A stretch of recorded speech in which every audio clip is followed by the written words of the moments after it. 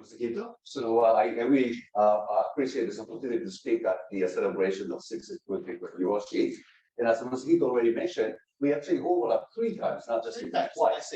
So when I just got into grad school at University of Tokyo, he came as a permanent assistant professor with only a master's degree from Kyoto University. He didn't have a PhD yet.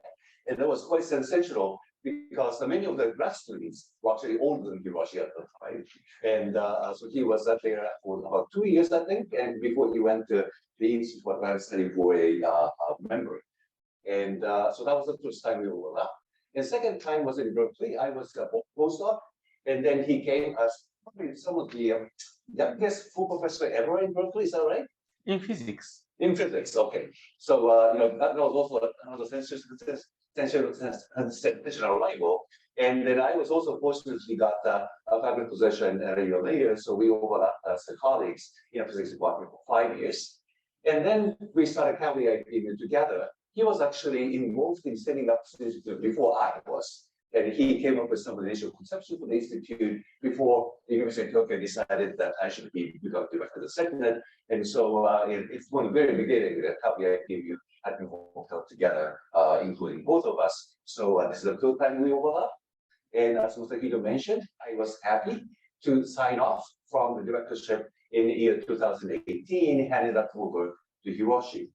So this is a slide I presented on the day of the transition, what a great scientist Hiroshi is, and mentioned that he will be working 50-50 between Caltech and Kavli IPMU as a director. And so that was the day of the transition. And I was, of course, very happy because during my directorship, my number of citations really tanked to about a level of half what it used to be. So I was hoping to bring it back to the level. And this was a ceremony we did with some music over here. Hopefully that will work.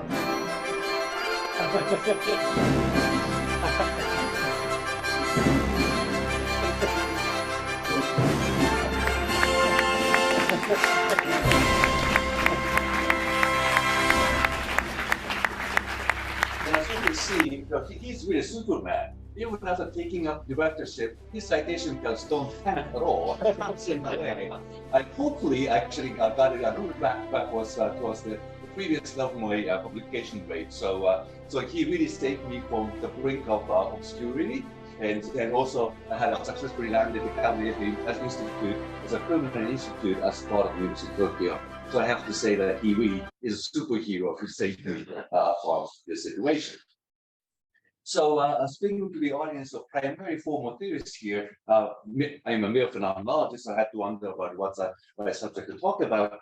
And this is a subject I've been quite excited and found satisfying, started back last summer, looking into the non-perturbative dynamics of quantum field theories in my own way. There's already quite a number of papers I've written since then with multiple of collaborators. So this actually goes back to, again, my memory of the days of graduate school and about when I first learned about QCD. And the way we learned QCD, I really felt like I was being cheated by it. Because you were shown, okay, this is a proton, and you get told that there are actually colorful, beautiful quarks inside. But those colorful, beautiful quarks, you can never see them. You can never take them out. But you get told, believe me, they're there. Isn't that cool? Who would buy that kind of stuff? And I really felt like this was an internet scam. And of course, we learned better since then, because we get told that the fact that we can't see quarks has a technical name called confinement. And there's some supporting evidence for it, because these days you can see this beautiful data from experiments that really demonstrates asymptotic freedom, that if you go to high energies, QCD becomes weak. If you go to low energies, QCD becomes strong. So no wonder it becomes infinitely strong, and you can let the quarks get out from the hadrons. But of course, this is still only suggestive, because we know they have quantum field theory, which becomes strong at the low energies, but end up being conformal, for example.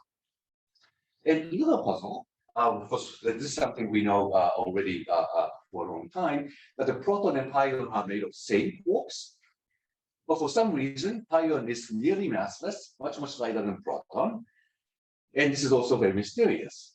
As a matter of fact, this is actually something that's very important for our own existence. because this gap between the mass of the proton and neutron and mass of the pions is crucial for nuclei to build. So assuming the pions are as heavy as the protons and neutrons, then the range of the nuclear force, as originally envisioned by Yukawa, doesn't go beyond the size of the neutron or proton. The nuclei wouldn't bind. So the entire periodic table will shrink down just to the hydrogen and no other elements, and hence no us. So it is crucial that the range of the nuclear force mediated by the pion goes over a little bit longer so that it can bind the protons and neutrons together into nuclei, and that's why we can live. So these are the things we haven't quite understood at the level of the QC Lagrangian, but there are some ideas that actually made us feel better. One of them is this idea for the confinement explained by my late colleague Stanley Mandelstam based on Guillaume-Meissner effect. So in the ordinary superconductor we study in the laboratory, of course, we have the condensate of Cooper pair electrons.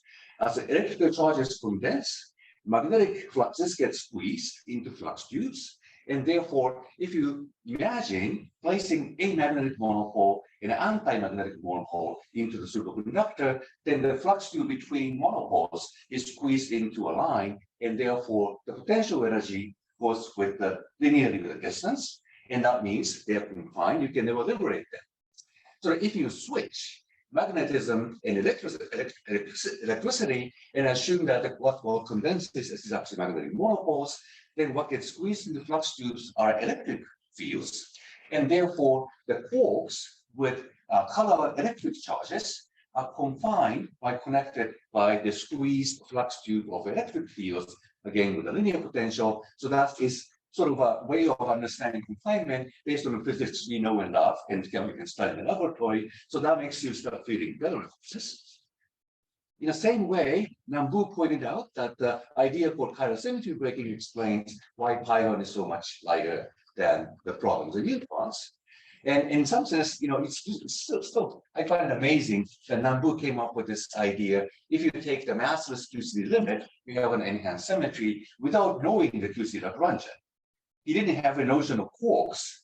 He didn't have a notion of quark mass, but nonetheless, he postulated that there must be a limit where strong interaction has this enhanced SUNFL plus SNFR plus URP symmetry. Then by assuming that gets spontaneously broken to diagonal SUNF subgroup, and you can find this massless degrees of freedom of non-Goldstone bosons. In perturbing from the symmetry limit, you can put in a little bit of symmetry breaking so that the pion is no longer exactly massless, becomes a pseudo number Goldstone boson, but nonetheless is protected to be light, hence can mediate strong nuclear forces beyond the size of proton and neutrons so that nuclei can bind and we can exist. So that is a happy story, but there still leaves some questions. So what do you mean by monopoles in QCD? And some people try to come up with the monopoles in QCD by doing the techniques called abelian projections and so on, but it was never clear if that is something physical or some artifact of age fixing. We also haven't proven why the symmetry of SUNFL plus SNFR is going to grow from SNF vector. So clearly we are still missing something there. And of course, there was a huge progress in 19s where the people used the idea of supersymmetry to analyze dynamics of non-linear gauge theories. So in the first example by Simon and Witten, they studied the N=2 super Yamazaki theory, which has a Coulomb branch. And on this Coulomb branch, they identified two singularities where monopoles or diagonals become massless.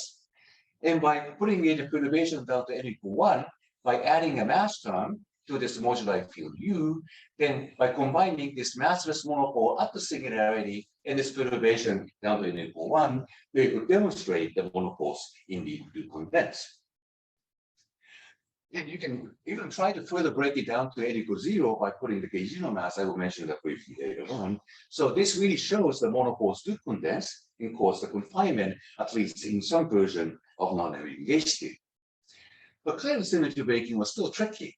So n=2 so-called Mills, n=2 supersymmetric QCD has a superpotential, which already breaks SUNF left acting on Q12 and SUNF right, acting on Q, down to the diagonal subgroup. So there's no chiral symmetry to speak of from the very beginning, so you can't really talk about it.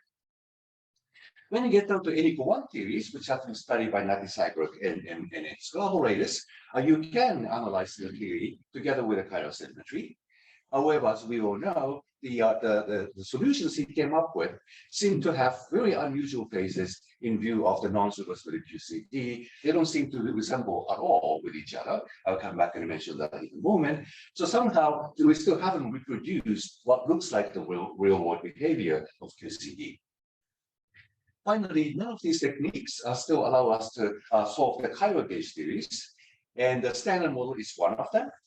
But as is a well-known problem, the chiral gauge theories have notoriously difficult to even define in a non-perturbative fashion, and their dynamics have never been studied by numerical simulations. So there's still a lot to be learned about the dynamics of gauge theories. So that's the kind of thing I still feel very uneasy about the QCD and the non-perturbative gauge theories in general.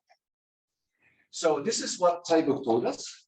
When supersymmetry is exact, and you have the non-abelian gauge theory, let's say SUNC, and this is the number of flavors coupled to that SUNC gauge group. And when the number of flavors is relatively few, the theory doesn't have ground state. And of course, that doesn't look like a real-world QCD at all. Now, QCD, we believe, has a well-defined ground state with massless ions, but this theory doesn't have any ground state. If you go up to a number of flavors being NC, then you have modularized spatial vacua, namely that in this case, you have infinite number of ground states, vast majority of them breaking U1 baryon, and that's again not what the QCD is expected to do. If you go further up one notch to NC+1 flavors, then you have sort of the confinement you see because the dynamics is described by mesons and baryon bound states, but there is no chiral symmetry breaking in this theory. Once again, we don't expect that kind of phase in non-SUSY gauge theories. If you go up further, then we have this real the dynamics of free magnetic theory, where quarks and the quarks seem to confine into baryons, but somehow baryons fragment into smaller pieces called two quarks coupled to different gauge group. And finally, for the large number of flavors, the theory flows into a fixed point without any confinement. And of course, if the number of flavors is very large, you have an infrared free theory. So this is the supersymmetric world. What does the non-supersymmetric world look like? So here we go. And if you go to very high number of flavors, again, you have an IO free theory. And just a notch below this transition, we expect the theory flows to infrared fixed point that goes under the name Banks-X fixed point, at least in the large density limit. So in this case, you can work out the fixed point by setting the beta function to 0, which appears when the coupling constant is still in a perturbative regime. So we believe this analysis. So the theory does fall to infrared fixed point. On the other hand, for low number of flavors, we believe the theory breaks chiral symmetry, initially inspired by data, as Nampu did, and now being confirmed by chiral the lattice gauge theories. But in between, we know rather little. So what I'd like to show today is that you can introduce infinitesimal supersymmetry breaking. So we are close to the SUSY limit. And close to SUSY limit with infinitesimal SUSY breaking, you can still solve the theories exactly in most cases. So there's some asterisks there. And can show that this phase with no ground state ends up giving you well-defined ground state of chiral symmetry breaking. And similarly for high number of flavors, in some cases, they actually turn out to be a local minima. But for my purpose, I don't care, because what I would like to do is to see if there's anything you can analyze using the technique near supersymmetric limit that gives you a well-defined description of the ground state, as long as that is continuously connected to what we expect in the non-SUSY limit. So the local minima are still worthy of study and understand how the low-range dynamics would actually arise from supersymmetric QCD. And you can also see the same thing in this conformal window. Of course, I cannot prove that these minima I discovered by looking at the small supersymmetry breaking limit are indeed continuously connected to non-SUSY limit when the size of the supersymmetry breaking rho n approaches the QCD scale lambda and goes beyond, there can, in principle, be phase transitions. And recently, the Michael Dine made a big point out of it. So I can't prove that there is no phase transition. Indeed, when you have a local minimum that connects to the non-SUSY limit, there is actually phase transition. But if this local minimum is continuously connected, then we can still learn something. So that's what I'm actually hoping to see. So if you buy this idea, it seems that up to the NF of about 3 NC, you expect higher symmetry breaking in non-supersymmetric limit. So that's what I'd like to actually talk about today. So the main message is that supersymmetric QCD had been solved exactly by Natisaiba and his collaborators in the 90s, but their dynamics seems very far removed from the real world. And what you can do is to add small supersymmetry breaking in a specific way using a formulation called anomaly mediation supersymmetry breaking that will still allow for exact solutions in many cases. Then you can derive non-perturbative behavior of the gauge theories analytically on a piece of paper if you like, and demonstrate that there is actually current symmetry breaking. And in some cases, you can even show monofocal polarization that happens together in a correlated fashion with the current symmetry breaking and therefore complement. And also that this technique can be applied to chiral gauge theories as well, which have been so far eluded any other forms of studies. And so that's what I'd like to tell you. And sometimes you do see phase transitions from the SUSY limit to non-SUSY limit. It looks like the theories are not continuously connected, but I can find local minima that seems to be connected smoothly. So it still appears to be useful. So that's the idea. So here's a little refresher of the anomaly mediated supersymmetry breaking, which I worked with the collaborators and also competed with Liz Randall around the Sandrum back then. So our needs for this purpose is not phenomenology, because supersymmetry is meant to be just a tool for this purpose. So we'd like to connect N=1 SUSY results by Seiberg to the non-SUSY gauge theories. And first of all, that means we have to decouple some gauge genomes. And that means we have to introduce the mass for the gauge genome and mass for the squawks. But if you do it arbitrarily, you lose theoretical control on the non-perturbative dynamics. Because the way Seiberg came up with his results was written in the language of composite operators like mesons and baryons. And even if you apply some perturbation to the fundamental fields like gauge genome and squawks, you may not necessarily know what will happen to composite states. As is well known, when you introduce the mass for the quarks, pi of mass goes like the square root of mass, and that's already non-trivial. So the way you have to figure out what would happen to composite states when you break supersymmetry is in general non-trivial. However, when you use this formulation based on anomaly mediation, there is a property called UV insensitivity that will allow you to work out what are the SUSY breaking effects on the composite states like the mesons and baryons because of this behavior called UV insensitivity without relying on perturbation theory. So the idea of anomaly mediation is that we have some sector that would break supersymmetry by expectation value of some F component and also the expectation value superpotential to make sure that cosmological constant vanishes. And any gauge theories you like is coupled to the SUSY breaking only through gravity.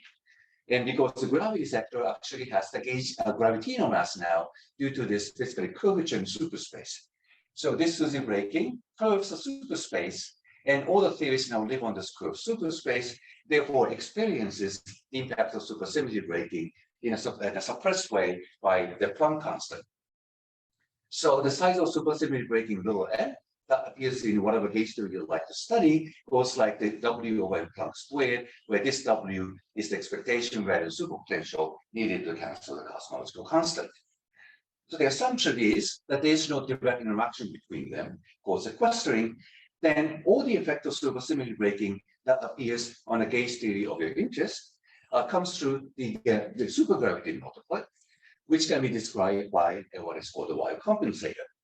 So because we're basically looking at the superspace background, which is now curved by a breaking of supersymmetry, the only effect of SUSY breaking appears in the form of this epsilon or script E, that's the Y compensator field. And using formulation that goes back to Kramer, Julian, and Shirk, you can rely on the superconformal invariance to know exactly how this well-compensated couples to various fields. So it appears in K potential as E star E and in EQ in the superpotential. And the fact that supersymmetry is broken already in the hidden sector is now encoded by the F component of this E superfield. And this N is the same size as SUSY breaking we talked about on the previous slide. And if the theory actually is free of dimension 4 constants, like when the W is just IQ potential, then a coupling constant dimensionless, then you can do a scaling of the Carrier superfield by 1 over script E. Then you can remove all the dependencies on this well-compensated E, and therefore, then the theory doesn't have any supersymmetry breaking effects anymore. So there's no trace of SUSY breaking M in this theory. So what I'm saying is that if the theory is conformal, then there's no impact of supersymmetry breaking. However, as we know, most theories actually have dimensional 4 parameters. And if the, for example, as it is a mass term for the Carrier superfield here, and you try to absorb these factors of script E into phi, but here I have only 2 powers of phi, so there's 1 power left. And therefore, dimension 4 parameter still retain dependencies on the impact of supersymmetry breaking, and that is written in general form like this one. So if W is cubic, then this derivative gives a factor of 3, that's cancelled by 3, and therefore no SUSY breaking. But if there are any other powers, which include the dimension 4 parameter and superpotential, then there is a 3-level SUSY breaking effects. In addition, we also know that in most theories, the existence of cutoff scale also breaks the conformal invariance, namely that if you look at the running coupling constant 1 over G squared, and that is the function of the renormalization scale mu we're looking at over whatever cutoff scale you introduce into the theory. And cutoff scale, if you think of this as like a Pauli Vilas mass, is a dimension 4 parameter. Therefore, after rescaling, it does acquire dependence on SUSY breaking, which has a theta squared m. And if you expand this in power series in supercoordinate theta, then this order theta squared piece actually turns into the gaugino mass. So you find that there is a gaugino mass, which is given by the beta function of the theory. And beta function is, of course, trace anomaly. That's a violation of the conformal invariance. So no wonder that will lead to SUSY breaking effects in this formulation. And interesting thing is that we all know you can compute the beta function only with the particle content you have at the energy scale of your interest. If there are tons of extra particles at the cut scale or string scale, it doesn't have any impact on the running QCD coupling constant at the laboratory experiments. So the only pieces of physics you need for this calculation in order to get the gaugino mass is at that energy scale of your interest. And that's the property called UV insensitivity. No matter what is happening at the very high energies, the prediction on SUSY breaking effects from anomaly mediation doesn't care. And the same thing also appears in the wave function realization of the matter fields in the K potential. Again, this cutoff scale acquires a SUSY breaking effects. You expand this in power series, you find these anomalous dimensions and its derivatives that will lead to, again, SUSY breaking effects. That will lead to, for example, prediction that the scalar mass squared goes with the derivative of the anomalous dimension gamma. Again, that's another manifestation of the conformal anomaly. So the SUSY breaking effects are induced by the breaking of conformal symmetry by the quantum effects. And once again, squawk mass squared is written in terms of the anomalous dimension that only cares about interactions and particles existing at that energy scale, and therefore this is also EV sensitive. So the summary is, if the theory has a dimensional 4 parameters, then you have this 3-level piece of SUSY breaking. And when you don't, the dominant contribution will be at the loop level. But whichever the case that dominates, you always have the prediction on SUSY breaking, which is given only by the physics at that energy scale. So in particular, even if you're talking about composite fields, you know exactly how SUSY breaking effects appear on those composite fields. Now, that sounds too good to be true, so it's better to do some sanity check. So suppose you introduce some heavy fields into the theory, and just decouple them. And when you look at this formula that the gaugino mass is given by the beta function, you might say, aha, there's something wrong. Because the beta function at high energies would include this heavy field. Beta function at low energies doesn't include this heavy field. And therefore, beta function jumps at that energy scale. But it turns out, though, that once you introduce massive matter field, there's a tree-level effect of SUSY breaking, as we talked about. When you insert this tree-level SUSY breaking effect into this one-loop diagram, this gives you a threshold correction to the gaugino mass. And that threshold correction exactly provides this jump in this formula from beta function that includes heavy fields to the beta function that doesn't include the heavy field. And therefore, this formula actually turns out to be true, both above the threshold and below the threshold, and hence it's UV insensitive. You can do the same thing for the scalar masses. Now it's a little bit complicated because it's true. It's the same idea. You have a gamma dot defined in high energy theory. You have a gamma dot defined in low energy theory. There is a jump. But that jump is provided again exactly by computing the threshold corrections coming from integrating other heavy fields. So this formula actually turns out to be always true. And I was really happy that when Steven Weinberg wrote his last textbook on quantum field theory, volume 3, that he included a section on anomaly mediation. And when he was writing it, he actually sent me an email about the anomaly mediation. And he came back to this formula and said, Hitoshi, how can this be true? Beta function runs, mass doesn't. How can this be true? And I thought that was odd.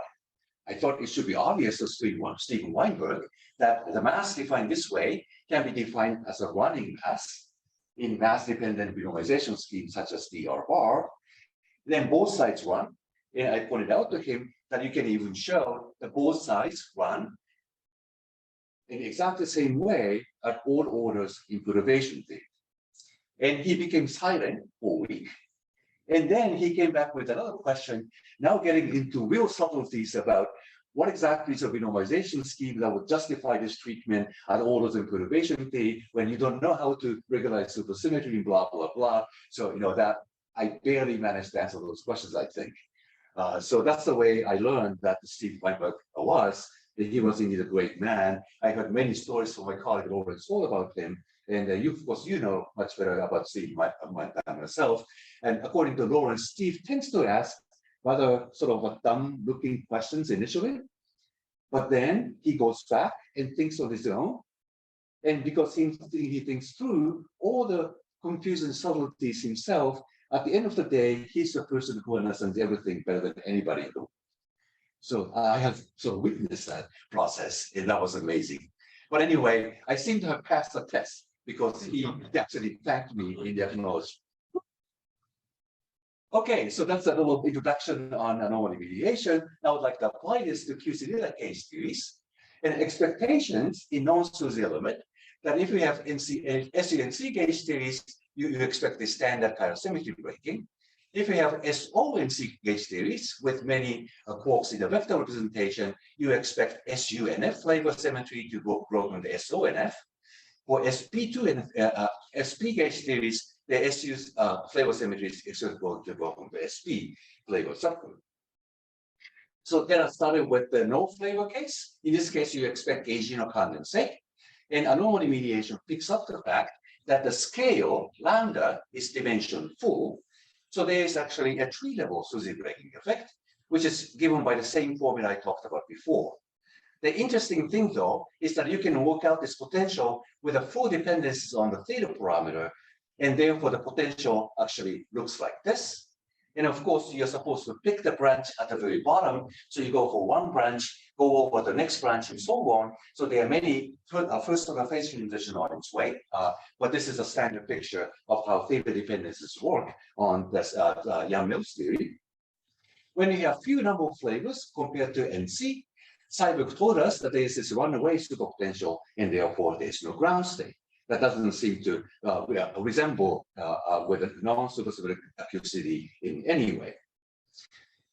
But this measuring field now also acquires SUSY breaking effects Once again, in this non-perturbative superpotential, there is a dimension 4 parameter, namely QCD scale lambda, that will give you 3-level effect supersymmetry breaking. And obviously, this potential is the famous runaway behavior that goes with the inverse power of phi. But here we have another term with a weaker power of phi downstairs. So at low amplitudes, this becomes more important than that one. And therefore, that develops a well-defined minimum.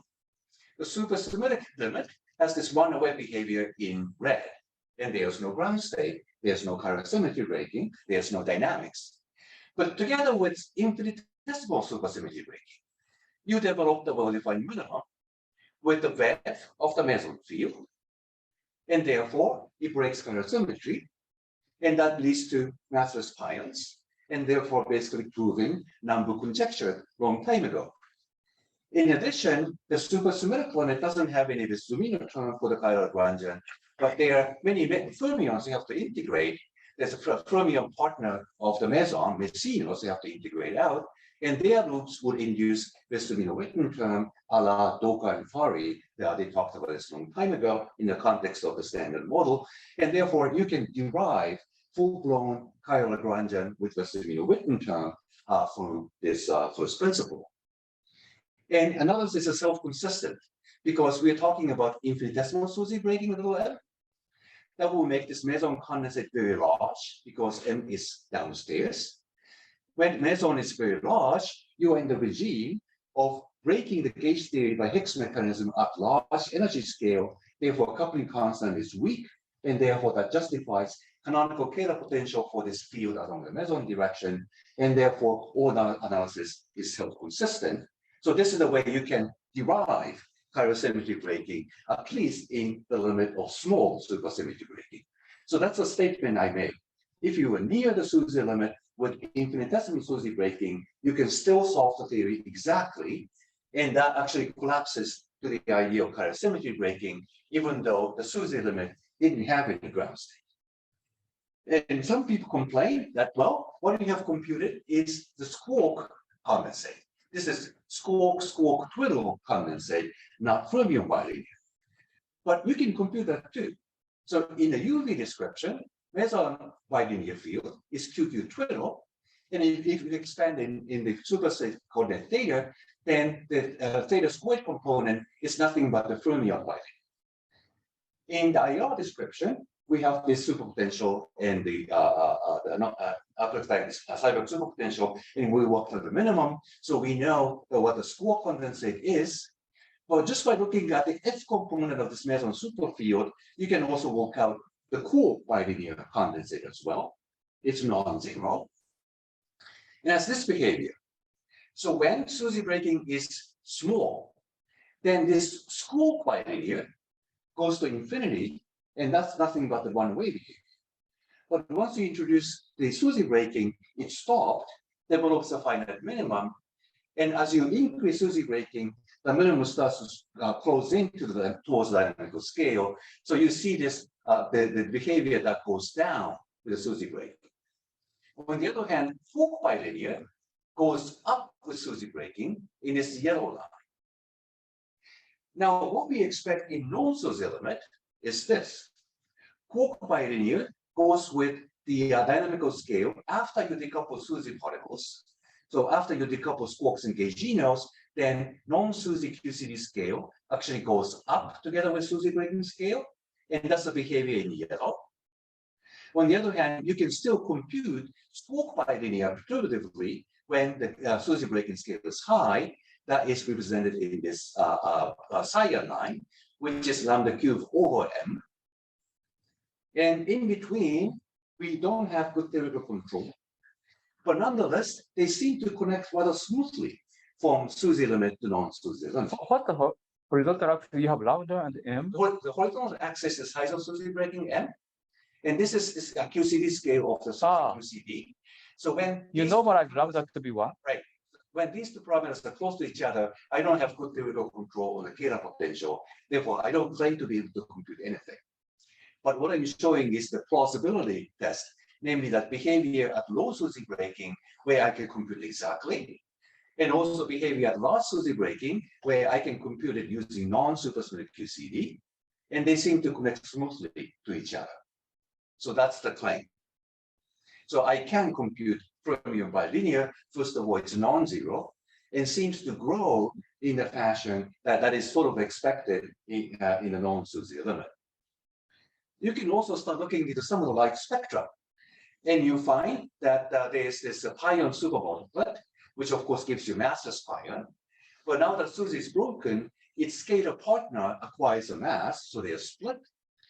And this 0+ particle called sigma used to be controversial in nuclear physics, but now believed to be completely well established both theoretically and experimentally. So these states exist. They are expected to be actually tetraquark-state, but nonetheless they do exist. And in between, I find mesino fermion. Of course, you don't expect this state in non-SUSY limit, so they are presumably supposed to decouple as SUSY breaking is increased.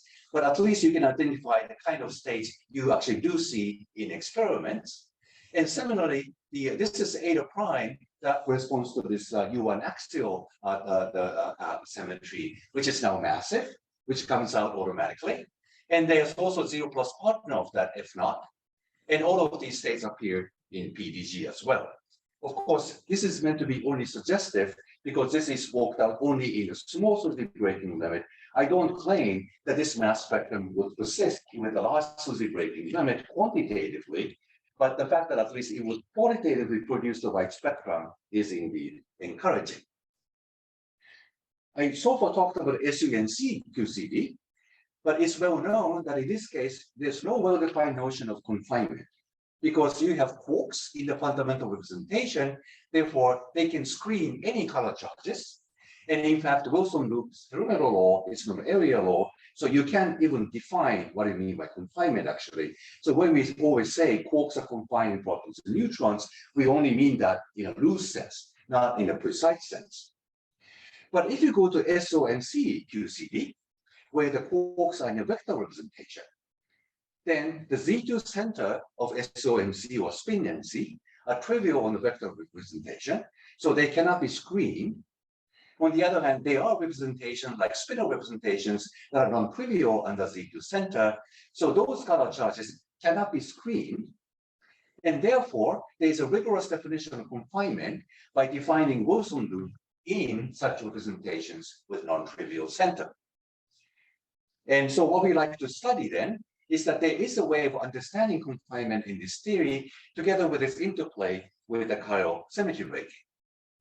And again, this dynamics have been worked out in great detail by Seiberg and Trigator. And when NC and F is NC minus 2, there is actually a Coulomb branch. And they have identified monopoles and dions on this Coulomb branch. So idea is that if you go along the D flat direction, where NF is NC minus 2, you assign these beds to quarks. The last two rows are unbroken. Therefore, there is an SO2, namely U1 gauge symmetry that is still unbroken. And that will lead to 12 particle monopoles as we study in textbooks. And on this Coulomb branch, defined by the determinant of the meson field, they identified two singularities. One of them is at the origin, where chiral symmetry is not broken. You have massless dions. And then you can perturb the SUSY breaking, find this minimum is rather shallow, which is suppressed by loop factors in SUSY breaking the fourth power. There's another singularity where meson has a non-zero determinant. Therefore, at this determinant, meson field has a full rank, namely chiral symmetry is broken. And there you identify massless monopoles, very similar to the original Seiberg and Whitman.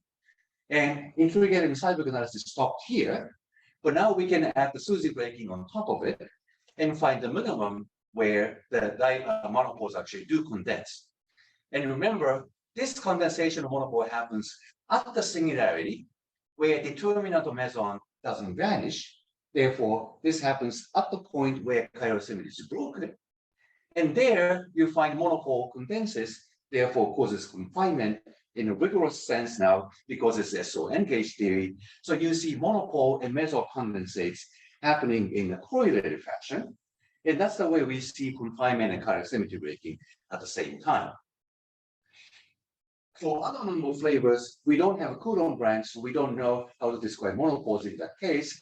But at least one study you can do is start with the NC minus 2 and keep decoupling some of the flavors, see what happens at lower number of flavors, and you can follow along how the monopole condensate and methyl condensate evolve as a function of integrating out all these extra flavors. So they do persist at least down to a few number of flavors.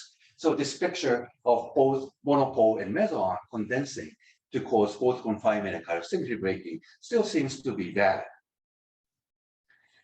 When you go up to larger number of flavors, things become a little bit complicated. So in this case, you have this quantum modified moduli space. All parameters turned out to be order lambda. So we don't have a very good control of Kla potential. Then I'm running out of time, so let me go faster here. And you can show that there is a minimum that shows chiral symmetry breaking, but I cannot show that is the minimum because of the lack of control in Kla potential. I have to make some assumptions on the size of coupling constants. So it's not, full solution in this case. Hence, there was an asterisk. But when you go up by another flavor, we are back to a situation we can solve it exactly. So this is a case I looked up confinement without chiral symmetry breaking, and you have the superpotential described in terms of mesons and baryons. And the thing is that even though this is a description in terms of composite objects, thanks to UV sensitivity of anomaly mediation, again, we know exactly how SUSY breaking effects appear on this theory in terms of composites. And that's given by this term over here. And you can minimize it and find a well-defined minimum. Now, away from 0 for the meson. So supersymmetric case has this determinant meson superpotential, which is only rising with this red line, and minimum is at the origin. But together with the supersymmetry breaking, once again, this has a lower power than this one. So it's more important than lower amplitudes. Therefore, potential dips once before going up and developing a minimum. And once again, this is self-consistent analysis, because when this minimum is small, that corresponds to small supersymmetry breaking. So infinitesimal SUSY breaking leads to small VEV. But when phi is small, you are basically subject to this irrelevant operator of the interaction. Therefore, interaction is weak. Therefore, you can assume the Kla potential for the meson field is more or less just canonical, and that justifies this simple analysis of the potential in the end. So you can again see chiral symmetry breaking. If you keep going up to the dual magnetic theory, you can do the same thing. If you go along the meson direction, in this case, you can integrate out all of the dual quarks, then becomes the Pure-Mills theory in the dual magnetic theory that leads to gauge-no condensate. Again, this is the positive power potential in meson field. SUSY breaking effect produces the slight declining potential with a lower power, and once again develops the minimum with a small VEV in a small SUSY breaking limit, and small VEV is weakly coupled, and therefore that justifies the analysis. Unfortunately, in this case, you start actually seeing some deeper minimum where you go along the direction of the dual quarks turning on. That obviously breaks your baryon. And then the minimum settles around the dynamical scale that's deeper. But as I said at the very beginning, I don't care whether this minimum of chiral symmetry breaking is local or global, because as long as description I arrive on a chiral symmetry breaking here is continuously connected on SUSY limit, you're at least learning something. For example, on the size of the fermion bilinear condensate I talked about earlier. So this is a case I talked about earlier. This is a new case in the the free magnetic phase. In this case, even the squark VEV grows with SUSY breaking, but with less power than the fermion bilinear. So in this non-SUSY limit, fermion bilinear dominates, and that again seems to be a plausible picture beyond crossing this dynamical scale. So even though in this case you do have phase transition, but local minimum that seems to describe chiral symmetry breaking is well defined and appears to be continuously connected to non-SUSY minimum we expect in the non-SUSY gauge theories. How many more minutes do I have? It's almost out, but maybe like 5 minutes. Okay, 5 more minutes, then yes. let me just jump to one additional subset of chiral gauge theories. And the simplest chiral gauge theories one can study, presumably, is SO10 gauge theories with bunch of 16s. And there is actually formulation really providing Kikukawa, where that presumably will be the first kind of lattice gauge theories simulated for the chiral gauge theories. And then using the technique I just mentioned, you can study the Suzy limit first. And in any of the flavors 1 and 3, again, you don't have any well-defined vacuum. It's a runaway behavior. But by introducing Suzy breaking, you know how the flavor symmetries break. And if you go 1, there's actually a gap phase. And if you go 2, there's a global SU2, but that remains unbroken, theory is gap. And if you go 3, SU3 global symmetry is broken dynamical to SO3. And if you go 4 case, it's similar to quantum modified moduli space, so you can't be sure, but SU4 seems to be either broken to SO3 because SO3 or SO5. And that's something you can predict. And this is something you can work out in great detail because everything turns out to be valid in a weakly coupled description in a self-consistent fashion. So there's no ambiguity in working out these solutions. And looks reasonable in the sense that you can have the same symmetry breaking pattern in non-Suzy theories by the fourth power fermion condensate. So this kind of quadrilinear condensate is possible in chiral gauge theories because by definition, chiral gauge theories don't have gauge invariant fermion bilinear. So quadrilinear is the lowest order gauge invariance. And if you choose the right representation, you can reproduce the pattern we see in the Suzy limit. So what I have shown today, at least I find personally satisfying because I was feeling cheated by QCD back in grad school. But now using N=1 language together with normal mediation, you can really work it out and see that you have fermion bilinear condensate breaking chiral symmetry. You have a monoblock condensation, at least in a theory where notion of confinement is well defined.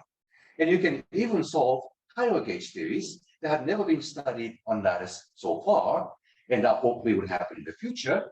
And some of the predictions we came up with are actually not what people conjectured in the past. So there will be a definitive test if this tool is actually a useful one or not, hopefully in the future. And just 2 slides.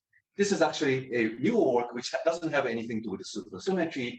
But another thing I have tried is to compute the S matrices in non-perturbative quantum field theories on using Hamiltonian truncation. So idea is very simple. You have Hamiltonian QFT, that's infinite dimensional horrible quantity. But if you're interested in low-lying states, maybe you can truncate it at some energy scale and just go ahead and diagonalize Hamiltonian and work out the scattering amplitude. And working out scattering amplitude is notoriously difficult on lattice because it's a Euclidean space-time. But using Hamiltonian truncation, you can formulate QFT on a Minkowski signature. So you can really study time-dependent phenomena like scattering process. And the example we studied is 2 + 1 dimensional ON sigma model, which is believed to run to the Boltzmann-Fisher fixed point, which is non-perturbative, and that's beyond perturbation theory. But in the ON sigma model in the large N limit, you have some control that you have an analytical prediction on what the theory is supposed to do. So what we did is to compare this analysis of the Hamiltonian truncation by putting that on a computer, not a huge computation, few minutes on a laptop, and compare the result with the exact result in large N limit. And large N limit, the exact result is purple, and our numerical computation in black solid line, and they agree very well within a few percent. And this can be done both for the real part and imaginary part of the amplitude. You can even do so on a complex plane, and actually away from the real axis, the agreement is even better. So this is an analytic expression. You can compare that with the numerical result. And in its entire range, green, the agreement is better than per mil.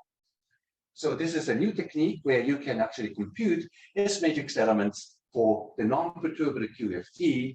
And we have done it only for this example so far, but we plan to do so with a finite index, where we don't have analytical predictions, so that will be already new predictions in non-perturbative QCD. So anyway, that's what I'll tell you today about non-perturbative field theories. And once again, happy birthday, Hitoshi.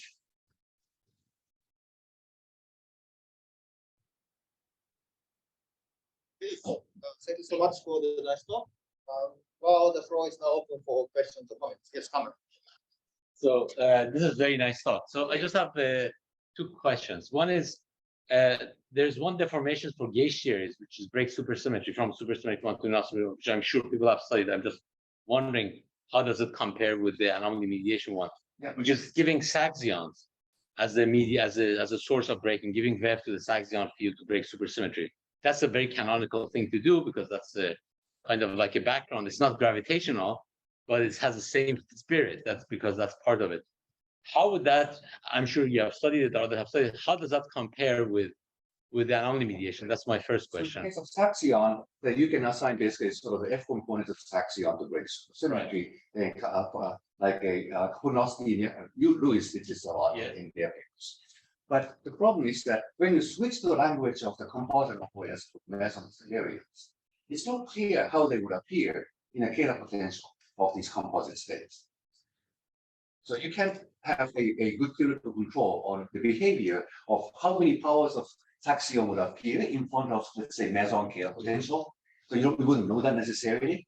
Maybe somebody more clever than I can figure this out, but it's at least not easy to see. I see. So in the case of anomaly mediation, even when you switch to the IR fields, because of UV sensitivity, you know exactly how that appears in the low energy theory.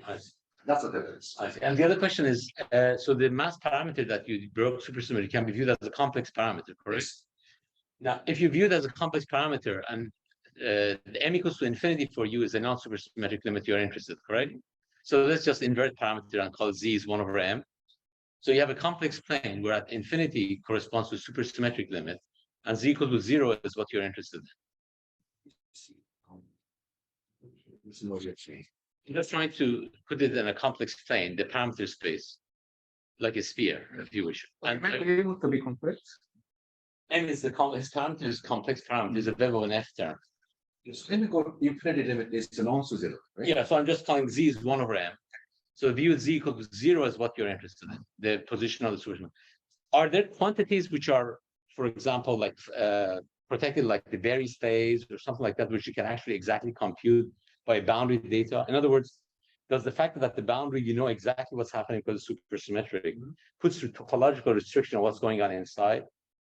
Have people tried to get some the exact data from this story? Yeah, that's an interesting question. I believe the answer is yes, and this could be really an example of this. So this is the case of Pyongyang mills, no core flavors, and we have this the not exact superpotential. You can put the SUSY breaking in. So m equals 0, so that's a sense south pole on your sphere. Then if it is expected, you have this the crossover from one back to another. And m going to infinity limit, then these states actually become non-degenerate, and in the end, only this branch remains. But as long as m is finite, you can remain this crossover, and that is, I believe, what you're quoting as a Berry phase in this context. But it's strictly at the North Pole, where m is infinity, the only one branch is left, and you lose this independence, which was supposed to be coming from the phase of the SUSY breaking effects. Does that address your question? Well, my question is a bit vague because I'm saying like Berry's phase. I'm just saying, are there quantities which are topologically protected, which is captured by the data at the infinity, which is a big one, telling you what could, in other words, sorry to interrupt. In other words, you didn't know if there's a phase transition or not. I'm just saying I don't know either, but it could be that the data at infinity will tell you something about whatever it can could have happened, more generally than the specific assumption that you're making or not. Yeah, so again, so this is a good example, I believe, because n in this case is Whitman index. That's topologically protected quantity. And you see finite n all the way up to a large but finite SUSY breaking. But at the North Pole, then you lose them. You have only one branch. So that's the way you see that this topological protected Whitman index persists all the way up from minimum zero SUSY breaking to infinitesimal SUSY breaking, all the way to large but finite SUSY breaking. But infinite SUSY breaking is a singularity. So that's the way I can apply the same argument to cases with 4 flavors to see what I might learn. So that's a very good suggestion. Thank you, Kavli. Thank you. Okay, yes, Aidan?